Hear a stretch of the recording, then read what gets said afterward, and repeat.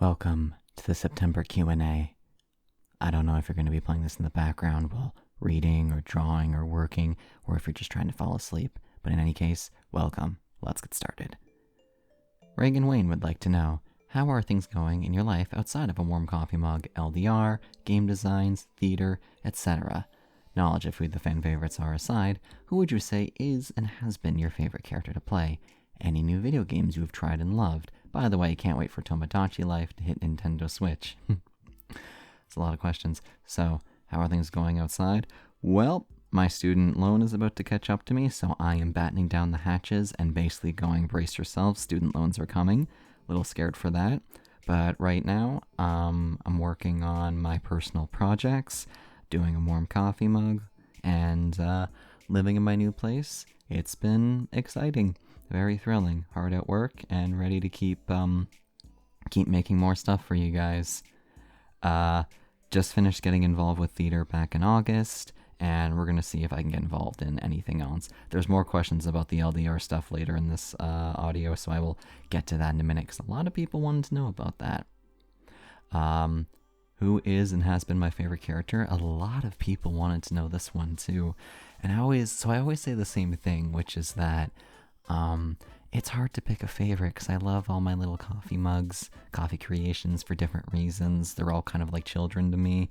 It's hard to pick a favorite, but a lot of people keep asking, so clearly I'm not giving a satisfying enough answer.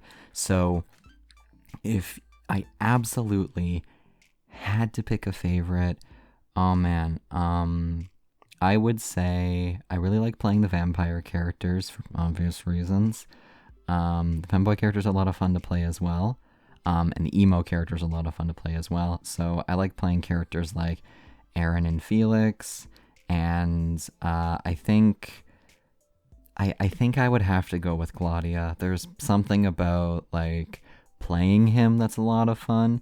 And just character design wise, he's one of the characters I'm proud of character design wise.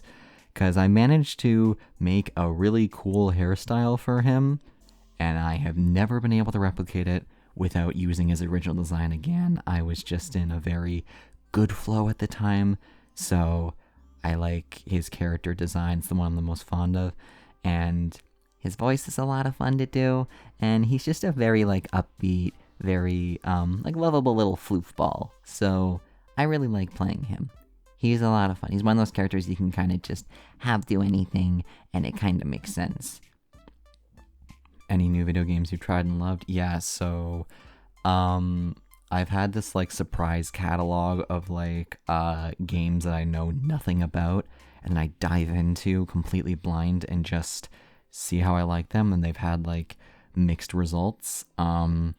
Like, I remember the first game of that kind that I ever tried was Wizard 101 when I was a kid, and that ended up being one of my favorite MMOs. Then I tried Dragon Age Inquisition several years later, and that's one of my top 10 games of all time. Then I tried Control, which I like Control, but it's not my favorite game. I did platinum it, though, so I like it well enough. And then most recently was Xenoblade Chronicles 3, because I knew nothing about the Xenoblade franchise at all. I just knew that there was a character named Shulk in Smash Bros. From Xenoblade. That's all I knew about it. So I recently got a Switch, and I was like, I don't have any games for it. Let's pick this one up. And Xenoblade Chronicles 3, I have not finished it yet, but it has made its way into one of my favorite games of all time, and that is non-exaggeration. And it's hilarious, because the first 2 or 3 hours of that game, I didn't like it. I was playing it, I was like, this is kind of boring. The cutscenes are really long, the gameplay's not that fun, but then when it picked up, the story got me hooked. I'm gonna be sad when that game's over, but it's got such a amazing story, so I really enjoy playing it. Okami says, I don't really have any questions. IDK what to ask, lol. Really enjoy your audio/writing. Hope everything is going well IRL. And Lone Wolf also says, honestly, bro, same. Although I do have one, but this is more of a statement. I want you to know that you have the support of all of us here who really enjoy your audios. The work you put into said audios, and just really enjoy you, man. You will do good in life because you have us to back you up. We love you, bro. Keep up the amazing work. Thank you, both of you. That's... Oh, wow, I'm still getting used to reading comments like that. I love you guys too. I'm glad I can help you guys out. It's crazy reading comments like this and, realizing that you have that kind of impact on people. I'm still getting used to it, even though it's... Ooh, thank you. Very humbling. Lexus Axford Papagaruru would like to know, what is your favorite kind of place to be in? Otherwise known as a location, interior, exterior, time of day, weather, and how would you accurately recreate the ambience of that place through audio? I'm studying audio for game development, so I'm really interested to hear how someone with ASMR experience would approach it. Also, little question, I know you take fan art, but would you take fan music? If so, what's the best way to send it? Thank you so much for all the audios. You're welcome. Thank you for listening. Wow, studying audio from game development. That's really cool. Good luck with that. Oh man, favorite place to be in? I think if we're getting incredibly specific, I like being in my room in some comfortable, warm light, probably around nighttime or in the mid-afternoon or evening with rain outside, just some cozy rain. Would really enjoy that. Just that warm, cozy feeling where it's raining outside, but it's cozy inside. Brilliant. I typically, in my audios, like to actually have that with just some rain sounds outside.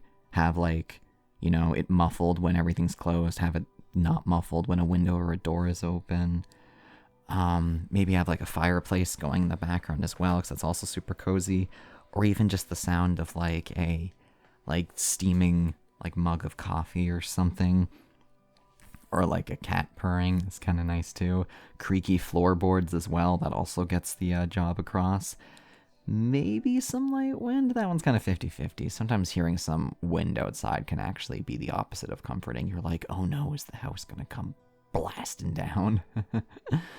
So, fan music. I gotta say, I've never received fan music before, so the concept's a little foreign to me. But yeah, if you wanted to send some, I'd be very happy to hear it. I have my business email, which is in the About page on YouTube. So if you click through the various different tabs on my YouTube channel, you should see my business email. Just send it over. Yeah. Sass would like to know, what is your favorite movie to ever exist? Treasure Planet. Absolutely. I love the Lord of the Rings trilogy. Hobbits, alright, Peter Jackson did the best he could with what he had. But, I used to really like the How to Train Your Dragon franchise, but I think Treasure Planet is my favorite movie of all time. I'm Still Here is a song I sing in the shower because I really love that song. I really love that movie. It's beautifully animated, incredibly underrated. I have not seen Atlantis, but I don't know how to see Atlantis these days, but I have been told it's also just like Treasure Planet in the sense that it's very underrated.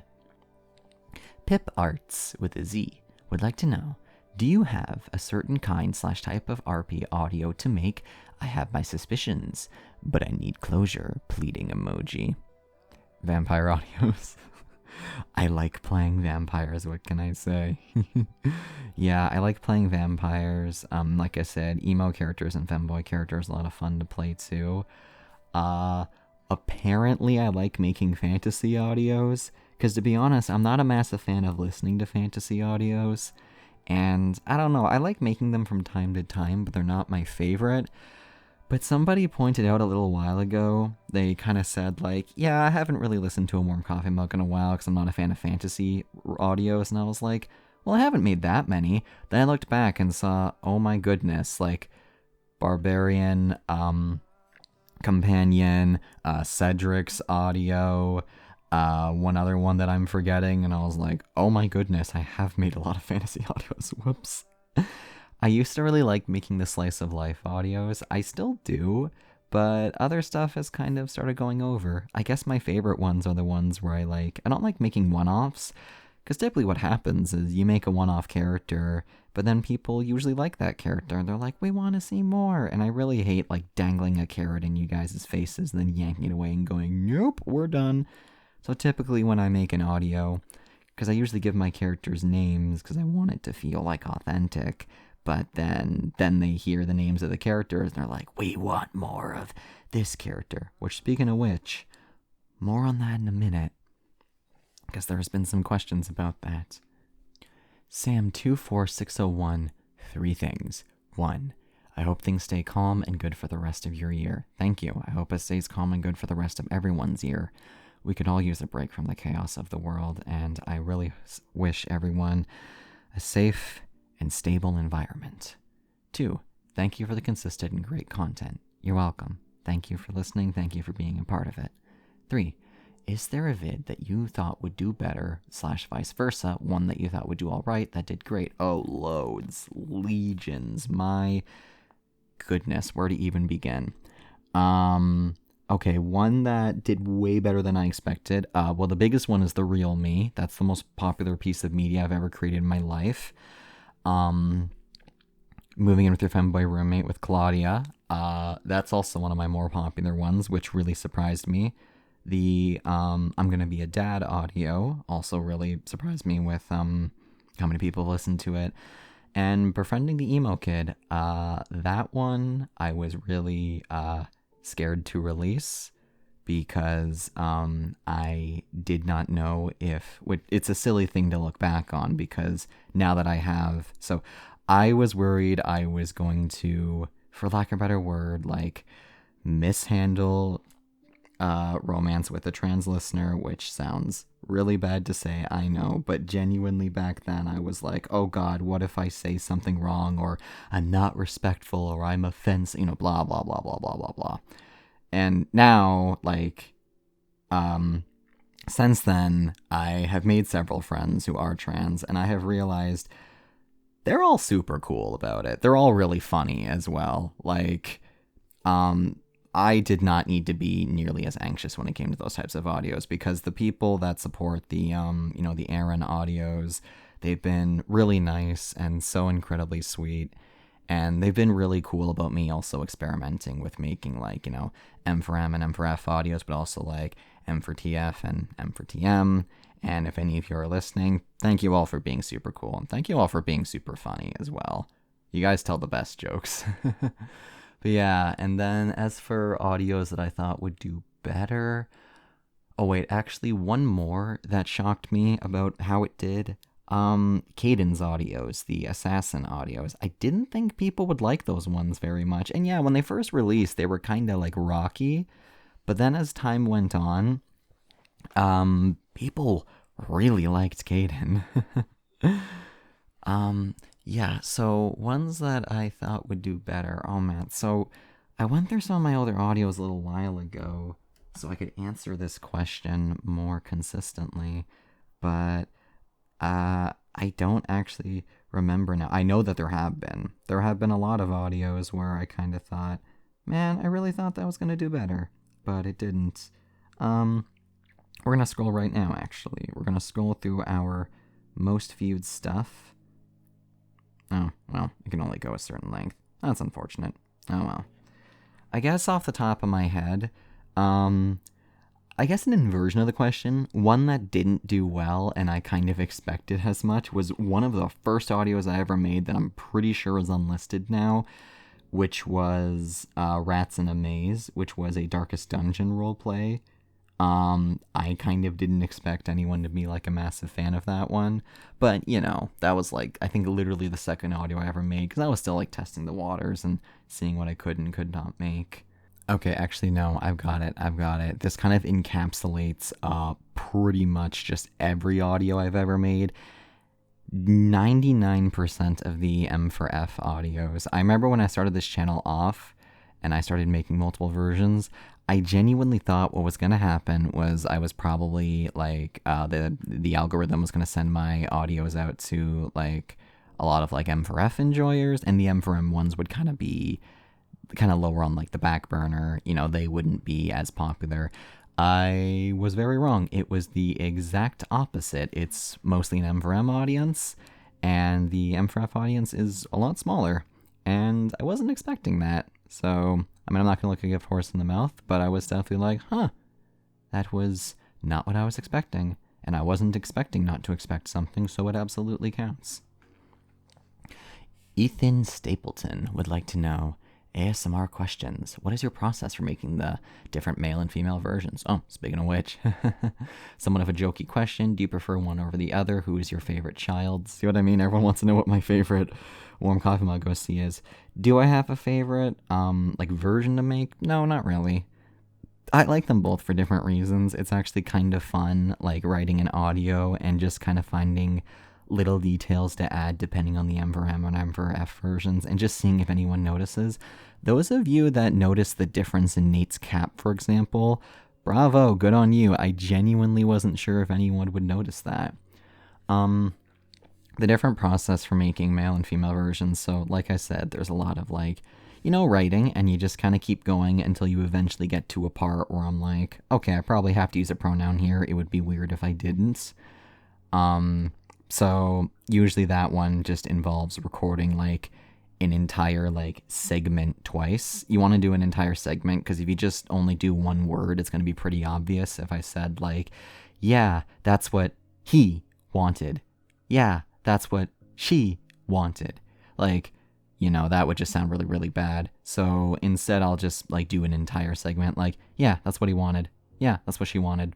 And, but every now and then there are some audios that require like massive changes, like multiple pages of me doing like basically the same line, but just changing depending on the whether it's M for M or M for F. And then oh man, definitely the biggest ones are Patreon. Like, I know that there have been very rare occasions where I'm like, I'm just going to record the whole audio twice because they are so radically different. Same with like the audio where like the listener and the speaker were like a new family, because in the M for F version, like the listener had just given birth and we had just come home and we're holding our child. It's super wholesome. But in like, the M for M version and in the trans versions, I'm like, I don't think that we should probably approach it that way because it would make a lot less sense. So instead, it's more so that we brought them home from like, I believe it was an adoption center, and we're talking about that. And the dialogue kind of changes because in the F version, she was in pain. But in the M, TF, and TM versions, the listener's obviously not in pain because, they didn't go through the process of bringing a child into existence. And then in editing, it's just a case of finding those segments and trimming and cutting and adding them where necessary. Ethan Stapleton would also like to know, tabletop questions. What is the type of character that is your favorite to play or run as an NPC as the person in charge?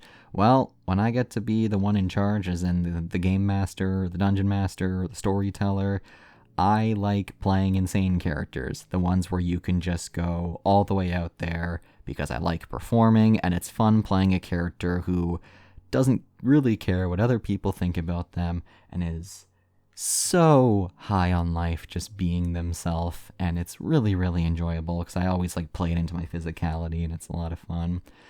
And as for being a player, I don't know. I typically play a lot of leader-like characters because I'm the kind of person that just wants to get things done. Like, but I also like playing characters that are willing to stop and enjoy life for a bit. Like, I'm the kind of player that likes to just go to a tavern, for example, order a drink and sing a song, even if it has nothing to do with the main story. I'm like, I just want to inject some life into this world. And that's precisely what I do. Mystery Mimics would like to know, I've always been curious about two things. How tall are all of your characters canonically? Felix, Bonnie, Aaron, etc. And how long did it take for you to come up with each one's storyline? Love you so much, Coffee. Thank you, love you too. Oh man, heights. Well, there are a lot of characters that I need to go through, and I'm pretty sure somebody else asked this exact same question later on. But, well, out of the immediate list, I don't have exact heights, so I can just describe it as Felix. Imagine him as tall. Felix is very tall. Bonnie, short. Aaron, probably slightly above average height, not quite like super tall, a little bit above average, but not by much. The shortest character out of the Warm Coffee Mug cast is Claudia. He is the smallest one. I don't know exact measurements, but you can just imagine him as he's not taller than anybody here. Bonnie's pretty short as well. God, firing characters off the top of my head. Theo, probably average. Klaus, slightly below average. Caspian, also quite tall as well. Rave, below average. Oh man. I'm absolutely overwhelmed by like different characters and choices. Elias and Elliot would be the same height, and I kind of imagine them as just being like average height as well. Yeah. Cluey01 would like to know, hi Coffee, just thought of another silly question. If your characters played Minecraft, what roles would they fill? Builder, flower picker, speedrunner, miner, farmer. Caden would be the kind of one to start a character in hardcore mode, die immediately, and then just never play the game again. Bonnie would be absolutely obsessed with taking whatever other people make and making it absolutely beautiful. Like, he'd be like planting flowers everywhere and putting paintings up everywhere. I see Claudia as the kind of person that would run after the wild animals and kill them for food that he probably would never actually eat. Felix would be the one like fighting all the like monsters and stuff. Aaron's the one who would build everybody like a home, and he would absolutely keep it like symmetrical, and probably colorful as well, just like Bonnie. And Rave would be the one explaining all of the lore in a deadpan voice while no one's really listening. Rave would also be the kind of person who's like just incredibly good at the game for like no reason. He just super is. Sleepy Boy would like to know, what was your introduction to ASMR? What made you want to make audios? So funnily enough, my first introduction to ASMR was thanks to my friends Blood Striker and Rye Ritual. Because I was staying at Rye Ritual's place. We were having a sleepover. This was like years ago. And he had a Google Home. And I just realized I have one as well. So I need to say this sentence without it hearing me. But he gave the command phrase, hey, boom, and then he said, play ASMR, and I was like, what is that? And Bloody was like, oh, it's when someone talks really close to a microphone, it's really uncomfortable.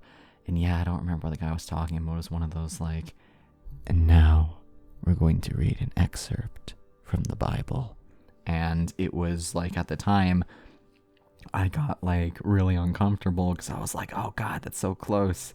But then I remember around late high school when I was getting like super stressed out over like exams. It was my final year and I was having a hard time sleeping and music wasn't helping me.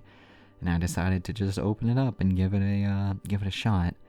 And eventually I started listening to some comforting audios as well because I was painfully single and I really, really wanted to feel wanted. And I'm pretty sure the first ASMR artist I listened to is not on YouTube anymore because, well, they got the usual creator treatment of, oh, turns out they're actually a scumbag in real life. Well, that sucks. I looked up to them. Connor Coltrane 1777 would like to know, you've been in the theater for a while. What's a play you really wish you could be in, and what role?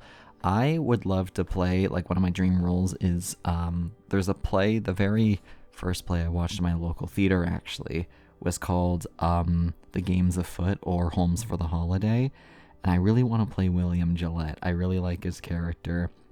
He's got a lot of really good lines, he's a really entertaining character, he's really funny, kind of like whimsical and childish, but also like very competent at the same time. It's a really great play. I love it very much. So that's one of my dream roles. Fuyumint has asked, have you ever had any other video ideas in the past? Like, did you plan on making a gaming channel or a vlogging channel but ended up with an ASMR channel? And what gave you the motivation to start a YouTube channel? So, the very first YouTube channel I ever made was years ago. I think like 2012 or 2013. 14? And it was because back then me and my friends used to love making like Nerf movies. Like we'd use like Nerf blasters to like film action movies and stuff, and then we'd save them on our phones. We were just kids back then, like middle school. But well, we had all these movies, but we didn't have enough storage on our phones or iPods, so we had to delete them after a while. And I was really sad because there were a lot of movies I was really fond of, and it was sad deleting them. So eventually, I decided to make a YouTube channel just so I had space to upload them so I could delete them from my phone, but keep them somewhere. And then gradually I started making gaming channels because when I was a kid, I wanted to be a YouTube gamer because I used to watch these like YouTubers play like Legend of Zelda and Tomb Raider playthroughs over and over and over again. Like, I could probably play Ocarina of Time blindfolded how much I watched people play that game. And then, so I became a gaming YouTuber for a little while. We started off, I had a partner, me and my friend, whose YouTube handle was Tootledoo. Me and him would make like some gaming videos back when we played games on like the Wii and the Wii U, back when I had my Wii U. And then eventually it evolved, and then it started turning into a YouTube role-playing channel. Like, it's when you use the video game and treat it as if you're the character in the game and you speak as them and you make a movie in it, and it's kind of silly.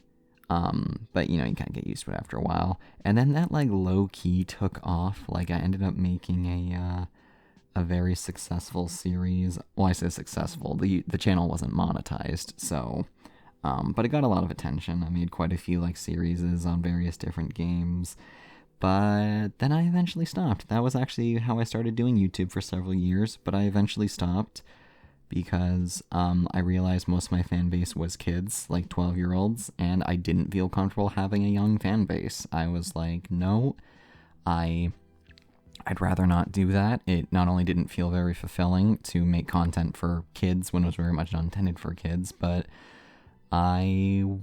my content, as you guys know, is kind of more comfortably oriented towards young adults. So then I moved on to doing a warm coffee mug in college because I needed to pay for college, but that wasn't the original plan. The original plan was just I listened to ASMR a lot in college, and I kind of wanted to give a shot at voice acting because I want to be a voice actor.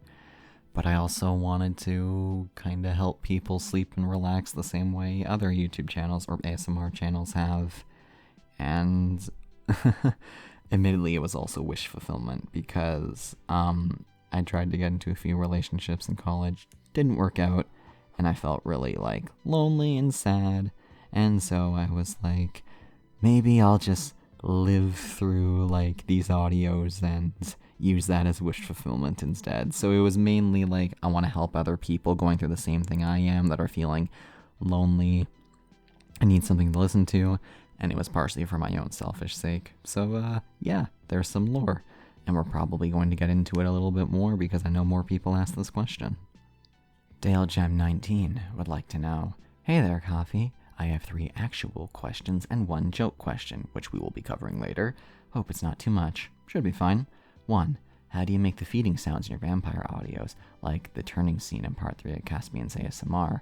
Well, I have a very specific way that I do the feeding sounds. I have like this sound I really like making. I remember actually when I was working with Second Cup on our Vampire Twins audio, I tried giving her like an instructional video on how to do it, but I didn't describe it very well, but she still pulled it off. But I kind of open my mouth, take my bottom lip, pull it over my my teeth on my lower jaw, and then kind of raise my upper lip so my quote-unquote fangs are showing. So you got you can't see your bottom teeth, but you can see your top teeth, and make a ha sound and then hum. So it goes and then after doing that little biting sound, it's just a lot of sucking noises. That's how vampires drink blood. 2. Whenever there are elements in a magic system, even a secondary one like lightning and void and sound, which one is your favorite as well? Fire and lightning. I've always been a fire and lightning person. I don't know, fire's just really enjoyable. There's something very fun about burning things, and typically fire-based characters tend to be a lot of fun. I'm not a fan of Kai and Ninjago, don't at me, I'm just not really a fan of his character. He's not a bad character, just not for me, but I do really like Jay. Lightning characters are also a lot of fun because they tend to be very like energetic, kind of like lightning, and I really enjoy that. And lightning has this satisfying destructive property. And also just healing. I like playing healing based characters as well. And 3, if I remember correctly, on your returning stream, you looked at your music rewind and mentioned Hala CG. Yes, I did. If no, I misheard. You did not. But if I did hear correctly, what is your favorite song from her? She's got a lot of good songs, but I think my favorite one is You Hide. It's very catchy. I listen to the instrumental as well, but she has this like habit of making these like really catchy choruses. So sometimes I'll just be sitting there like doing work and I'll just start humming along like, there's no pretending, defending it, no, I've been dreaming and screaming, and it's really fun, yeah. Little shout out as well, actually, because around the same time I discovered Hala CG, I also discovered Dervacat. My favorite song from Dervacat is Headcase. Headcase is a lot of fun. It has so many applications, and I've used it for a theme song for one of my tabletop characters, unironically. Vieltal VA says, Heyo, Coffee. I got a couple of questions, just mild ones. 1. What inspired you, or just ASMR in general? Well, I covered that earlier, but the long and short of it is, I was lonely in college. I wanted to help other people who were lonely and possibly in college, and I didn't want to make content for kids, so I left behind my previous YouTube channel. 2. Ever had Bira Taco? Oh no, my soundproof foam fell over. No. Hold on, guys, we can fix this. We need to be soundproofed. Have you ever had Bira Tacos? I have not. My partner has, though, and they have recommended it to me to no end. 3. Ever watched Dragon Tales? No, I have not. You hear that sound, everyone? That's the sound of a lot of coffee mugs unsubscribing and SMHing in the comments. I'm sorry, I wasn't allowed to watch TV as a kid. I literally had no way to. The only TV I was able to watch was movies that my parents bought. We had disc copies of The Last Airbender, so I've seen that show, and SpongeBob, and a bit of Bakugan, but my dad hated Bakugan, so we took it away after a while. But that's it. I never got to see any other TV shows, so I'm sorry. Average Spoon Enjoyer would like to know, where do you take inspiration for your characters? My characters are always like based off of either what my hyperfixation is at the time. The most obvious one was Caspian when I was playing V Rising. But same with like, I think when I started watching some videos on like Hitman lore was when like Caden came out. But also it's because sometimes I'll listen to like other ASMR artists and I really like a concept they did. And so I'll kind of take like a concept and then sort of take inspiration from it and make my own little spin on it. Like, I think Caden was also similar to that because I heard somebody like make an audio which was like the listener had like a hit put out on them, but the assassin ended up not killing them because they were cute, you know, like romantic fluff. And typically, a lot of the basis for some of my audios is just simply, man, what if we had this character archetype like assassin or yandere or emo, but what if both of the characters were that thing? I don't know, something about that I just really enjoy doing. Ketchup Boiled asked, Coffee, what's your favorite Pokemon and game franchise? Well, my favorite Pokemon is Fennekin. I also really like Garantina, and I really like Shaman. Favorite game franchise, The Legend of Zelda series. I'll admit, I am not really a fan of Tears of the Kingdom or Breath of the Wild. They're not bad games, but I liked the old formula. Like Twilight Princess is my favorite Zelda game of all time. But I also really liked Ocarina of Time. I really liked Skyward Sword. I really liked Wind Waker. I was okay with A Link Between Worlds. Triforce Heroes was a thing that certainly happened. I like the ones where I get to explore the world, kind of get items over time, but mainly like do dungeons and such. And Breath of the Wild was like, it wasn't a bad game at all. I was just playing it and I was like, it was a good game, but it's not what I enjoy in a Zelda game. My favorite open world game of all time is Ghost of Tsushima, so that's my favorite take on open world stuff. Ketchup World would also like to know, what types of movies do you particularly enjoy? I'm a weeb. I like anime movies. It is what it is. Typically, I like watching movies that have a good bit of like my favorite ones have like well choreographed action sequences, but a very like well written narrative story. Uh, Characters with some humor in it, but mainly like characters that I can get invested in and really enjoy, and usually a well written romance plot. So, I really liked Castlevania. I really liked Arcane, that sort of thing.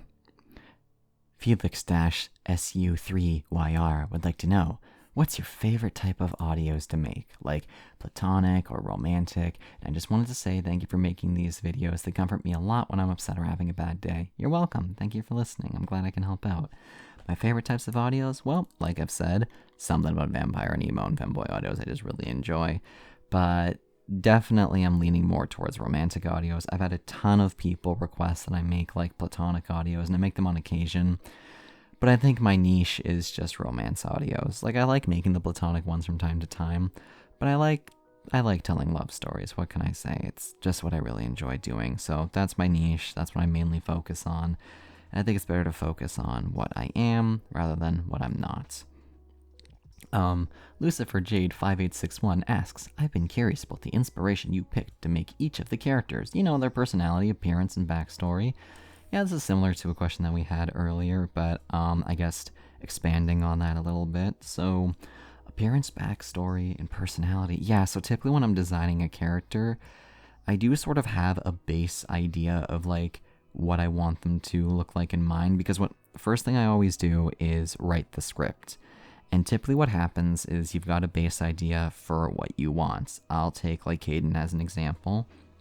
What I thought when I was writing him was, okay, so he's an assassin. That's the base we're going to work from. So obviously if he's an assassin, he's probably going to have a more cold vibe because he has to kill people. So he's not going to be nearly as like friendly or, innocent, for lack of a better word, as the characters that haven't had to cross that line. He's also got this professionalism to him because he's a good assassin and he needs to stay professional if he wants to survive, because that line of work is very dangerous. Then, as we're building the character, we think, okay, so that's the place to start from. Now, what are some little quirks we can add to him to make him more human? Well, the listener's also an assassin. Let's say, because it'd be very interesting, that he admires the listener quite a bit. That's a juicy thing to work from. And not only that, the listener and him are actually, like, they're in opposing factions, for example, or opposing lines of work. So technically they're enemies, and then that's juicy, because you put the listener in a position where they are a competent assassin. They're very good at what they do. And then normally when you have an enemies to lovers plot, one of two things can happen. Either the speaker kind of talks down to the listener, which in my opinion isn't very fun, or kind of talks them up because they're taking you seriously. And that is so hot, because you got this person who is your enemy, who you probably should kill, but they love you and they admire you a lot. And then gradually, as more things like come out, as I'm writing them, I kind of think of some personality traits I think make sense for them. In Caden's case, for example, he's incredibly blunt. He'll just kind of tell you what he's thinking. Meanwhile, let's take like a recent example. Elliot and Elias, when I was writing them out, for example, I thought, what's a fun little thing to work from? So they're twins. They're going to sound the same, but we need to add some quirks to make them different from one another so the listener can tell who's who, but also because it's just a good writing idea. So Elias is the athletic, sporty one who's a lot more out there, a lot more extroverted. While Elliot's, the more introverted one. He is very well learned rather than being athletic. They counter each other's weaknesses. While Elias is very athletic, but not like super well read. Elliot's kind of the exact opposite. Neither of them are like incompetent, but they're less experienced. And then like little things to them, once again, like Elias, for example, it's kind of hinted that he's really trying to like get Elliot with the listener because he's a little bit jealous of his brother, but he does want to see his brother succeed. And then Elliot's not only like very kind of blunt as well when it comes to talking to Elias, but he also he can't taste, for example. And Elias has a thing for cosplay, that sort of thing. So start with a concept, start building it, see what naturally forms, and then once I finish the script, I kind of just have an idea in my head of what their voice is going to sound like, what their mannerisms are like, and what I want their character design to look like. Because I think you should be able to look at a character and kind of just get their vibe by seeing them. At least that's what I'm aiming for with my audios, especially considering you only see them for like 5 seconds. It's in the thumbnail and that's it. So I want someone scrolling by to see the character and kind of realize, oh, if the character looks like that, I'm getting these vibes, so that's probably what this audio is about. And there you go. See ya later would like to know, how does it feel being the best audio YouTuber in the world? Not a joke question, winky face. Thank you.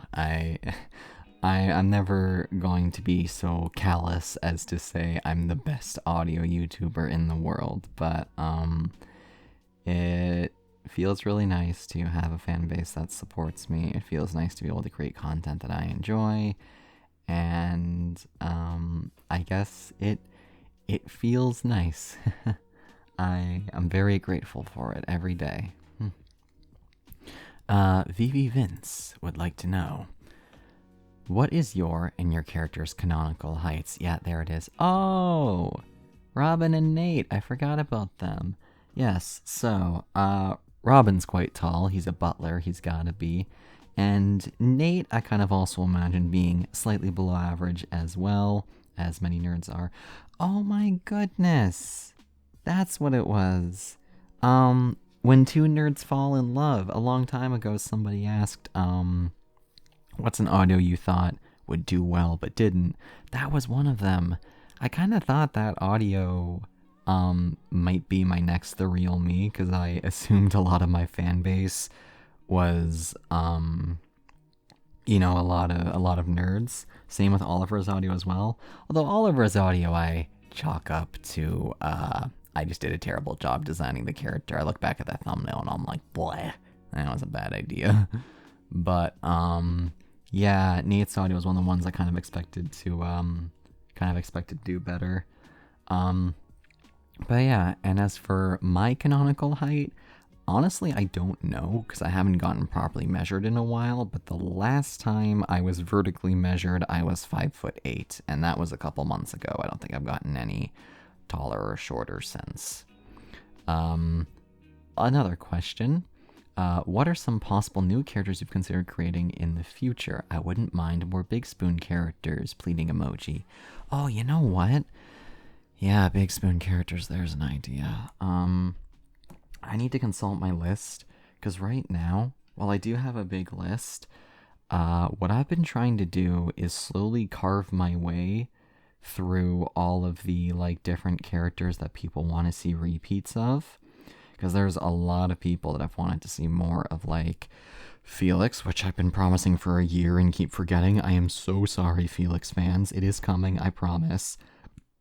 Oh, there's a lot of Aaron, which, similar situation where I'm I don't really know where to take his story from here, but I haven't, stopped with him.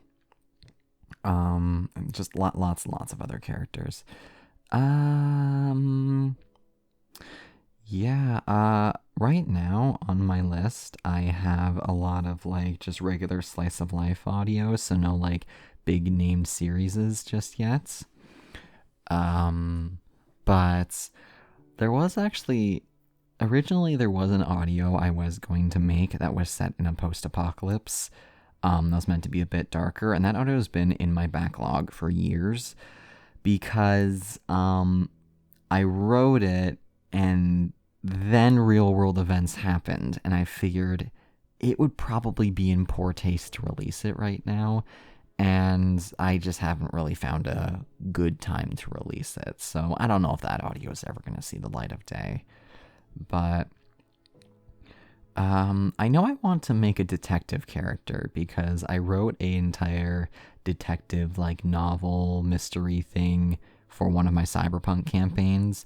But trying to make a detective story in a freeform tabletop thing is very, very difficult. So it hasn't really worked out as I expected. So maybe I'll just take that mystery that I wrote for that campaign and put it into a warm coffee mug audio instead. Ethan Stapleton would like to know, have you ever looked at or have interest in Pathfinder or Starfinder? It is personally my favorite system, built off of D&D 3.5, but with higher modifiers like Cyberpunk Red, a crit system based on getting a 10 or above or below the target number, and a similar system to multiclassing called archetypes that let you build into certain types of characters beyond class, like acrobat, celebrity, lore master, and more. Wow. Yeah, sounds like a lot. That's really cool. I haven't really thought about diving into Pathfinder and Starfinder. I've kind of found my niche that I like, and I think I'm comfortable staying in it. But that sounds really cool. That's a lot of different concepts and things from other different systems that worked quite well. Maybe years into the future I might. I really like that final thing though of being able to build into an archetype beyond your class. That's fun because that allows for more role-playing opportunities outside of just how you fight. That's really cool. Pluie01 says, "Hi, Coffee. I hope you're having a lovely day. I have a silly question for you. Do you have a guilty favorite character of yours, or do you love them all equally? It's okay to be honest. The other characters don't have to hear." Yeah, like I said, it's hard to pick and choose a favorite, but yeah, because everyone's asking, Claudia, okay? He's my favorite, I suppose. I really like him because he's fun to play, he's fun to write, and also he's one of my vampire characters. And he's fun to draw as well. He's really hard to draw though, not gonna lie. Second question. May I have Cedric's hand in marriage, please? Well, that is one of the plans for Together in the Dark as the series progresses, so if you want his hand in marriage, very well, you have my blessing. Fake Shemp. Oh, this is a good one. My favorite video of yours is paired with your sweet crush with Theo. I think he's adorable. Whenever I listen to it, I can't help but be in awe of how well written it is. My question is, what is your process like? For writing, brainstorming the thumbnail, drawing the whole 9 yards, and could Theo ever come back for a proposal or something? I love him, and I want to meet someone like him one day. Oh man, yeah. Okay, Theo's audio was another example of... It's not that I exactly expected that audio to, break big numbers or something, but I'll admit, it did underperform a little bit, at least at the time. So I didn't end up continuing it, but Theo's a character I've always been very fond of. There was something about him that I just really enjoyed playing because he was fun to write for and act for. I don't know, he's just such a genuine character, and that's why he kind of lived on in Klaus a little bit. Although admittedly, Klaus certainly drew the short end of the stick when it came to how they ended up both getting their condition. But yeah, in Theo's case, writing for him, I mean, the concept was there, paired with your sweet crush. I just wanted to make a very wholesome, hey, you're paired with your crush, let's spend some time together. So I wanted him to, of course, be a very sweet, lovable guy, but believable as well. And then as I was writing it, I thought, because I'd always wanted to write a blind character, and I thought, you know what, maybe this is a good time to do it. Why not? So I did a little bit of research into what living blind, is like, and how blind people go about their day and get around it. And the general consensus was that it's just like everybody else. The only difference is that some things that require sight just take a bit longer, but that's pretty much it. So that was pretty easy to write for. And I remember one of the big things I wanted to do for Theo's audio was I never wanted to explicitly have him say, oh yeah, I'm blind, by the way, because in real life, nobody says that. You don't just go to your, well, actually, I guess that's not true. But at the time, I thought, I don't want to just say it. I want to trust that the audience is smart enough to figure it out. So the closest we really got was Theo saying, Finley is blind, go figure. Which, I'm pretty sure the audience can kind of put together the context clues.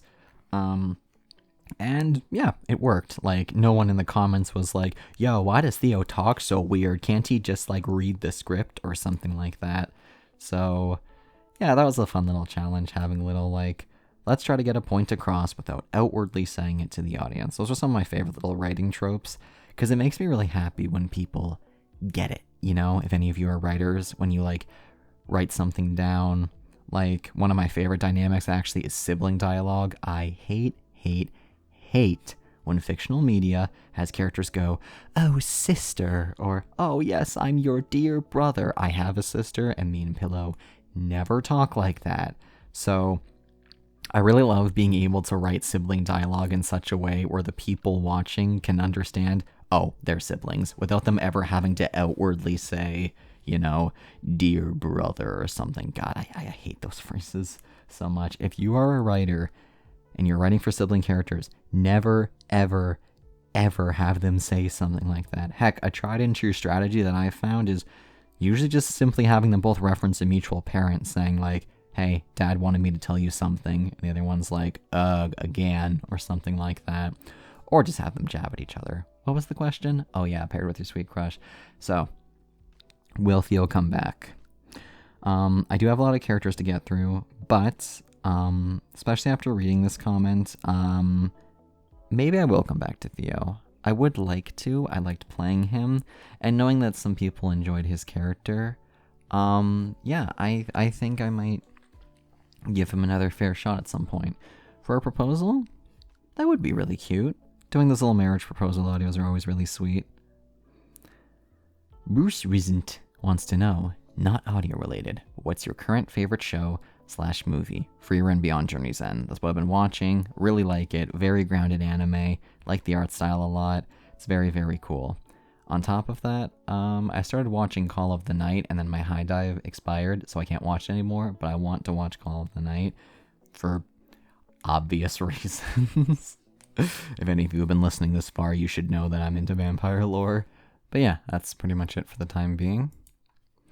Morgan Moonlight 4222 would like to know, here is a genuine question for you. How do you feel about fan art or people drawing your characters in their own style? Asking because I already have drawn Bonnie, but I don't want to make you uncomfortable. This is also a good question. No, it doesn't make me uncomfortable at all. I freaking love seeing what you talented coffee mugs create. It's really humbling to like see a creation someone made based off of something you did.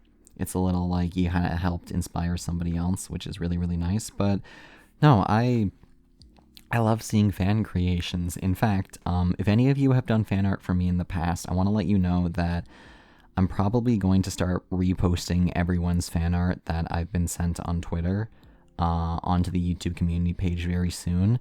And if anyone has a problem with that or doesn't want their art featured, message me, or email me, let me know if you don't want your art featured, and probably also remind me which art is yours, because I can probably tell with your username, but there's the off chance you have a different username, or things have changed, and yeah, I'd like to know, hey, this drawing, please don't send it. But anyway, yeah, no, I love seeing you guys as fan arts and stuff. It's always really cool. I've seen some amazing work too. I always feature it on my Twitter, or X, I suppose. If art is emailed to me, I don't typically repost it because I'm under the assumption that if you're sending it to me in private, you probably don't want it publicly seen. But if you are okay with me reposting it, then just let me know and I will repost it because I want to show it off. Because I've also gotten some really cool fan art through email as well. And whenever I see it, I'm like, wow, this is so freaking cool. I want to share this. But since they sent it, in private, maybe they're not comfortable with it. I don't want to just share it without the artist's permission. But yeah, I'd love to see that Bonnie drawing. The Junist Bug asks, hi, Coffee. Okay, so forgive me if this is bad or too personal, but do you currently have a romantic partner? That's not bad or personal. It's okay. Yes, I do have a romantic partner. I met them about 2.5 years ago, I think. This is something I should know. But yeah, If you do, what's your favorite part or thing about them? The fact that I can approach them about literally anything and talk to them about it, and they're willing to listen and lend an ear. It is such a blessing, and I'm very, very fortunate to have someone like that in my life, because there was something I want to let everyone know. I know it's really easy to say as someone in a relationship, but I have been in you guys' shoes before. Like, I wasn't in a relationship for 2 decades of my life. And I went through a period of time, I'm sure a lot of you have as well, where you feel like it's pointless trying to find love. No one's ever going to love me. I have so many records of me venting to my friends and my sister as well, just saying, like, I feel like I'm not worthy of love. I feel like I'm going to die alone and forever. And, all sorts of stuff like that. We've all hit that, like, lowest point whenever we're, like, trying to find someone. And I mean it from the bottom of my heart. I know it's easy to say. So trust me when I say I'm being real and genuine with you right now. Like, you never know what is going to happen, because I had completely given up. When I met my partner, my future partner, legitimately, I had no indication it was ever going to evolve to something like that. It was complete, like, happenstance. And for the first couple of months, it, like, nothing crazy happened. We just talked, and that's really it. And I had no indication of anything romantic happening until almost like a year of speaking. And then it just kind of slowly escalated. But it's different from the movies. You don't, like, know. There was never a moment where I just knew that it was going to work out or anything. It was a lot of, like, fear and tension. And you never know what is going to happen. You never know who you're going to meet. I ended up meeting my partner when I stopped looking for one, which is crazy, right? Things happen when you stop trying to make them happen. And that, like, waiting period was very agonizing. It was very, very hard. But they just kind of stumbled into my life, and then things just slowly built. And it happened so slowly that I didn't even really have time to react, even though I technically did. But yeah, so all of that to say, like, if you're experiencing that moment in your life, I do see you. I am sorry. Here's a little hug for you, of course. Try to hang in there. Try. But also, at the end of the day, you never know who you're going to meet, and maybe you need to take a break from searching for a little bit, because you never know what's going to happen. Just because you've stopped searching doesn't mean life is just going to pause, Life goes on. You meet new people. There's billions of people in the world. There's bound to be at least one person that you can get on with.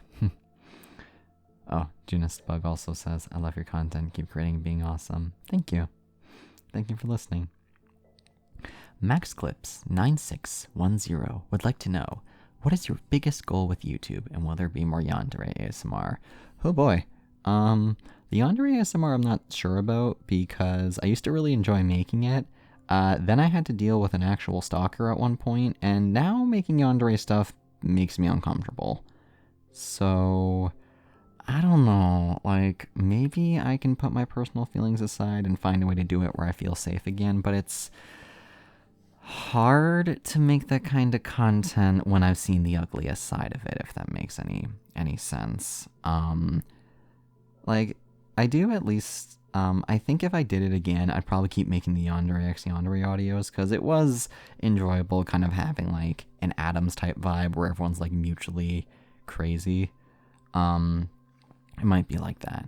As for my biggest goal with YouTube, oh man, my ultimate dream is to create a livable environment on YouTube. I want to create a safe space for everyone to be in.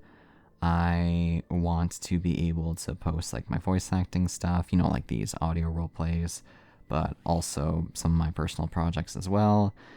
And I'd like to earn a play button. I don't know if I ever will, but a man can dream.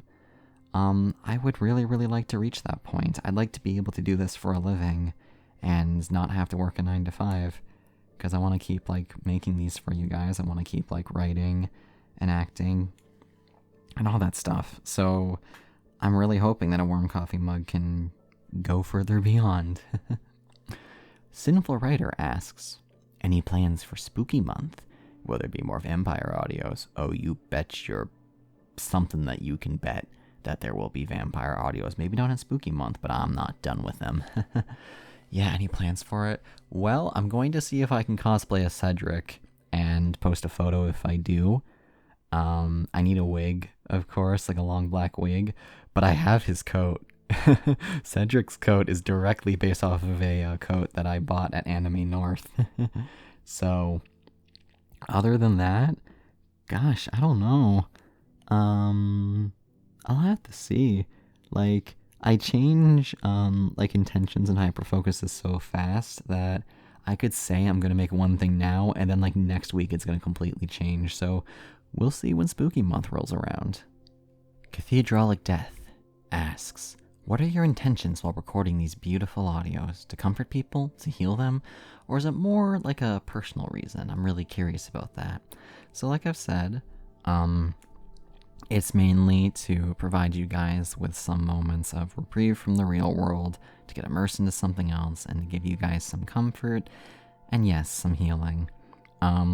Typically, I like having my audios be completely separate from, like, present things. Like, you'll probably notice, unlike other ASMR artists, I don't necessarily create content with the season. Like, I don't make, like, Christmas-themed audios that often around Christmas or Halloween-themed stuff or whatever. I just typically create whatever I'm in the mood for at the time. I want a warm coffee mug to be its own, like, little haven away from the outside world where it's kind of got its own things going on. That's the hope, anyway. I remember I have had a lot of people ask for, like, comfort for, like, you know, real things, like, real mental health issues. And I've always kind of had to politely decline those because I never really felt like I was qualified to address those sorts of things. I did one time make an audio for past abuse, and that's just because that is something I do have a bit of experience with. So I felt like I can talk about this in a way that I feel like is genuine, unlike the other things I don't really have proper experience with yet. So comfort and healing, yeah, typically to help you escape reality for a little bit.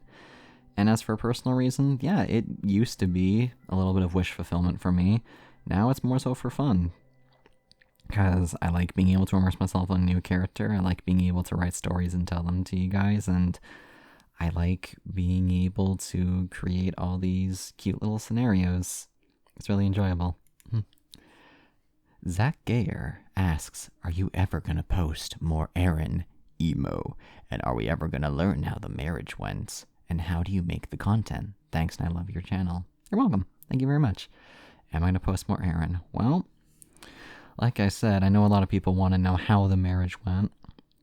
So, I have asked for wedding audios, or been asked for wedding audios in the past. I don't really know how to do those, because weddings aren't quiet, and I would need a lot of people for it. So, I don't know if I could make, like, a comforting sleep aid type audio.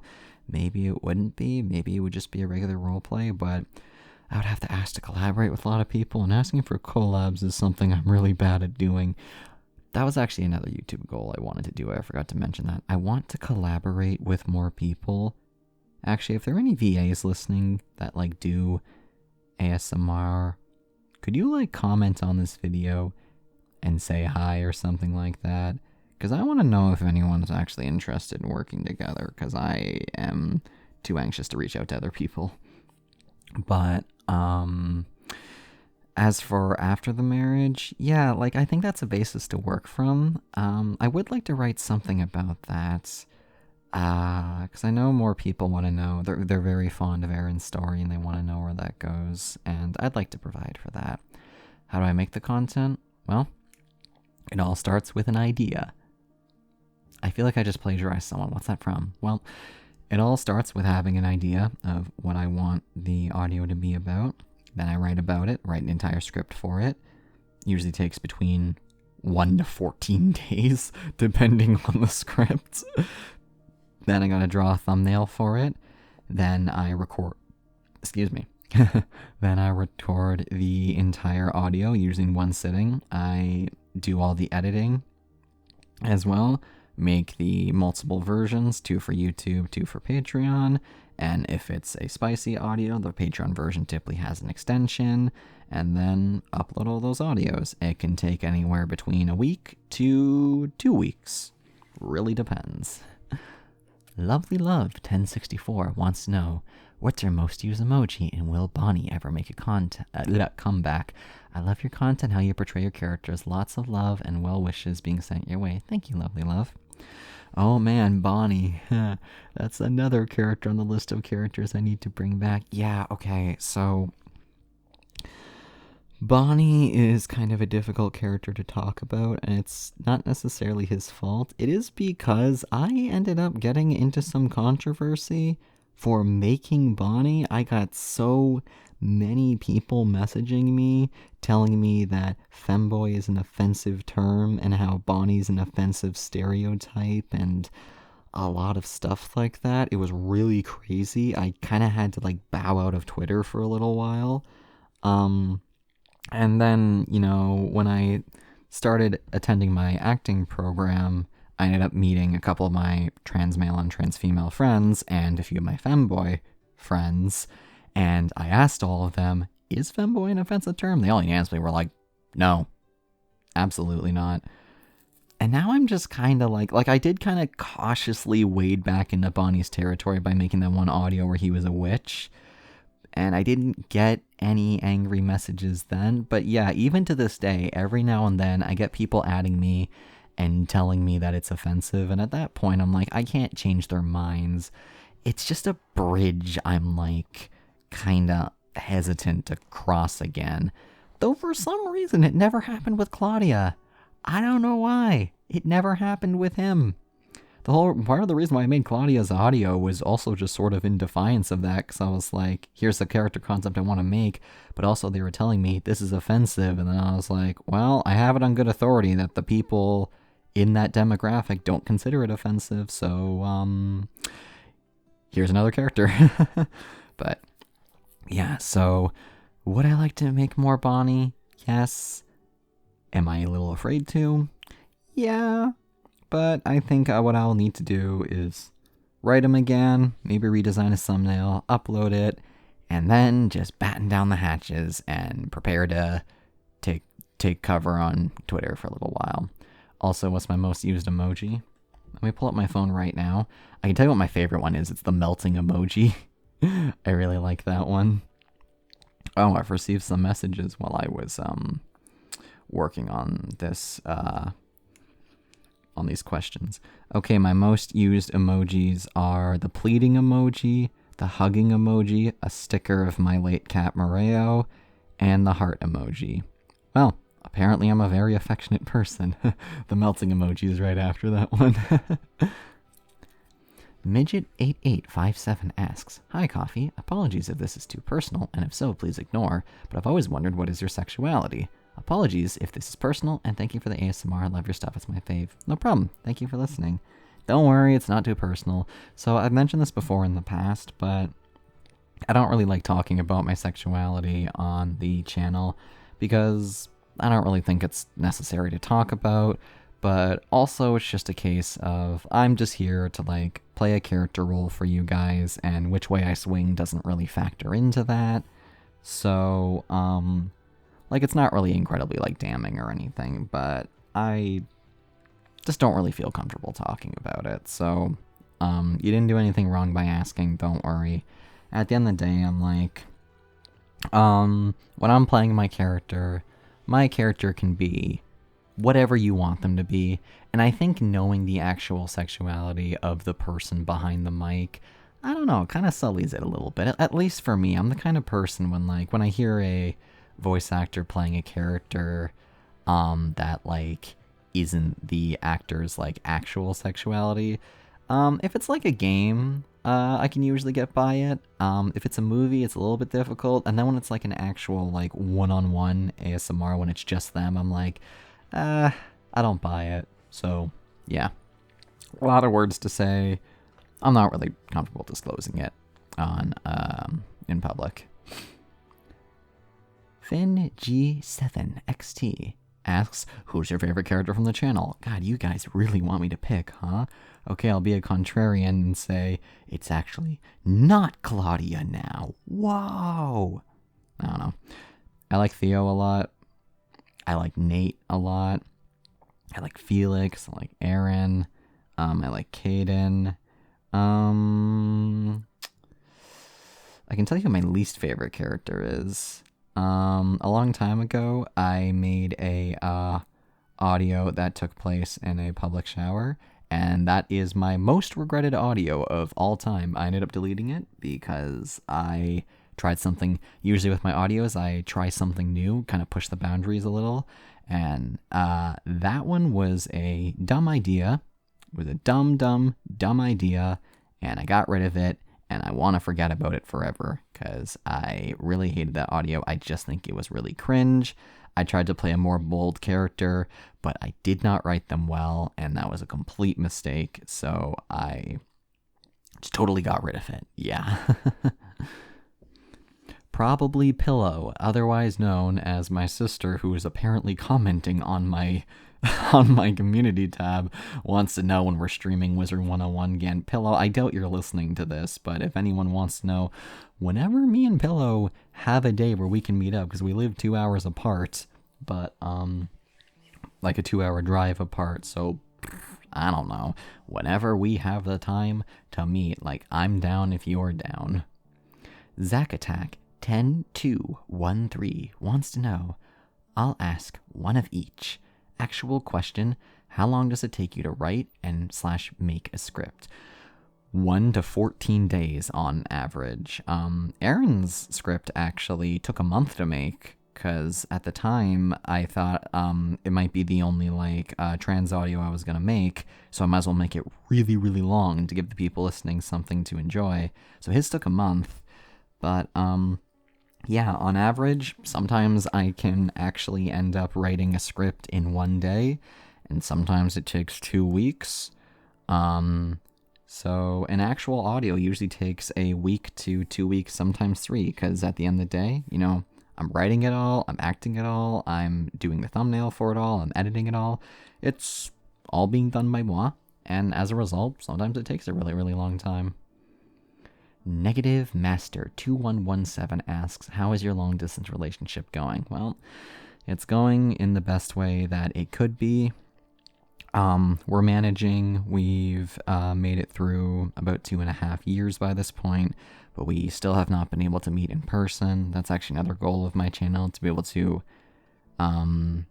make enough doing this that I can go see them or they can come and see me, because we're in different countries, and that's really hard, you know.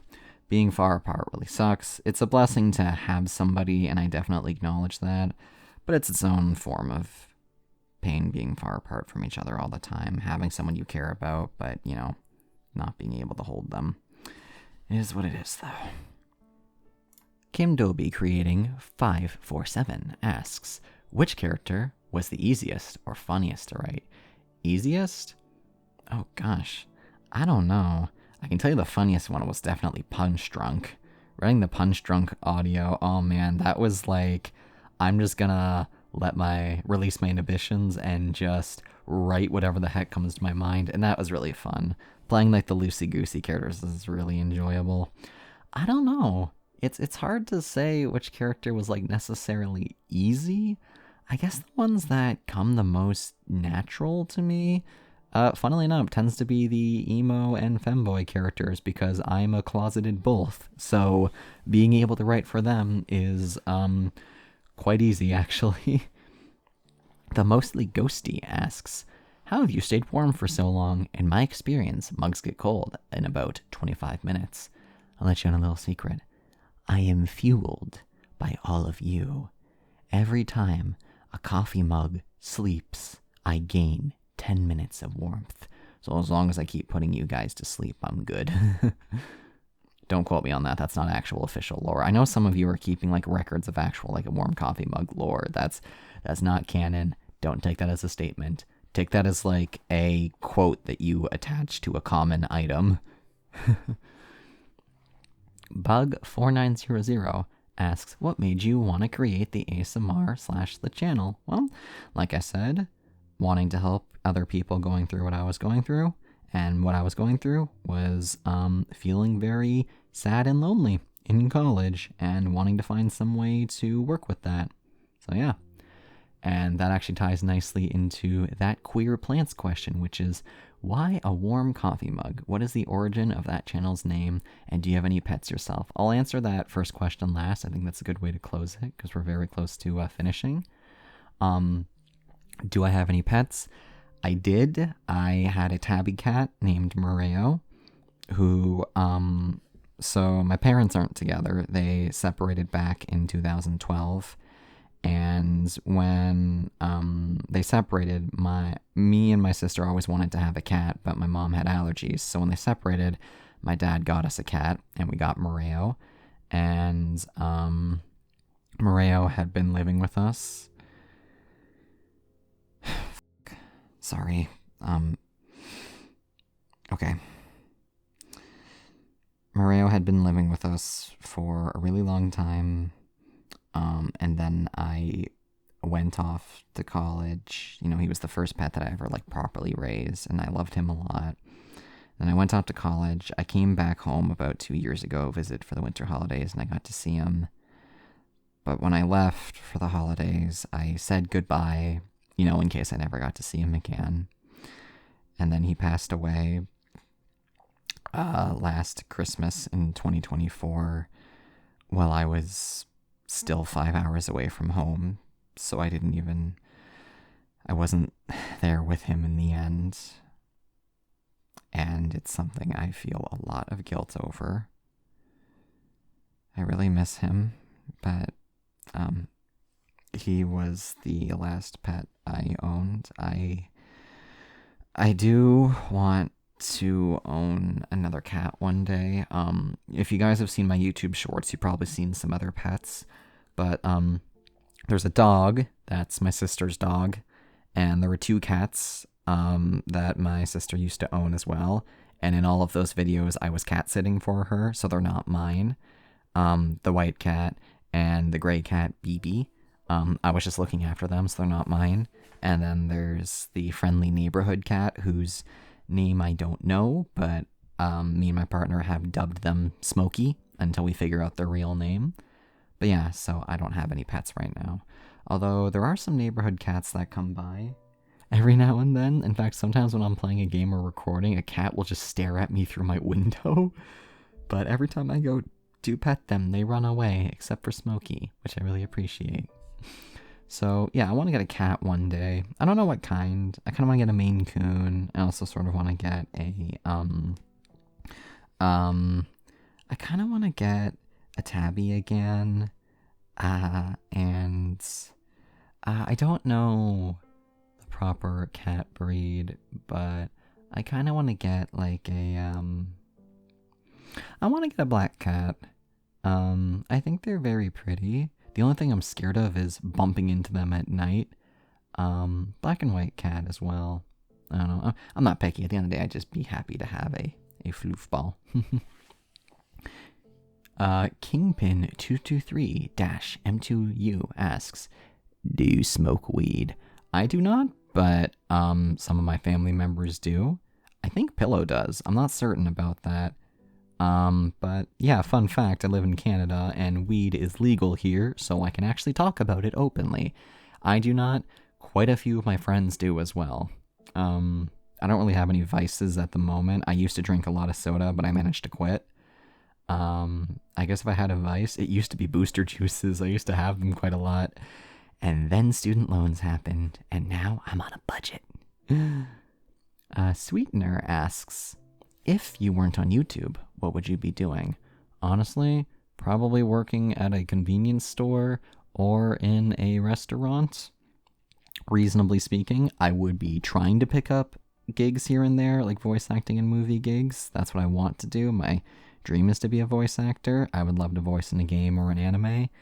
Or heck, even just indie creations on YouTube. Or seriously, if any of you are working on visual novels or indie animations or games or whatever, I would love to audition. You don't have to hire me because you like my content. If my auditions suck, don't hire me. But yeah, if there's like anything going on, I would absolutely love to throw my audition in there and see if I get a part. But yeah, that's the hope.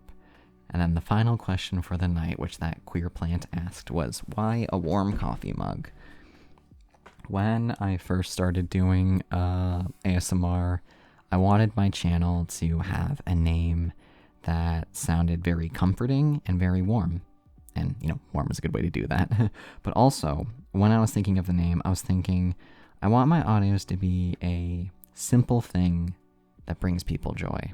And I thought, what is a simple thing that makes a lot of people happy? And I thought, a good mug of coffee. Imagine waking up in the morning, getting your coffee, or needing to relax and having some coffee by your side. It's just this small thing that's very warm and soothing, or energizing depending on who you are, but it can kind of be there for you. And I thought, I think I like that name. It kind of, I like to think it conveys this feeling of like comfort and warmth, and that's what a lot of people have told me the name implies. So, mission successful, I believe. And with that, that is all the questions. I have been speaking for about 2 hours because I answered all the other questions on Patreon as well just before this. Thank you all so much for engaging with this. I love answering you guys' questions, and thank you all for being here. And if you're still awake, well, go to sleep or don't. At the end of the day, I can't control what you do. And if you are asleep, good night. Sleep tight. Thank you for being here. All right. You all have a good night and stay safe out there. Bye-bye.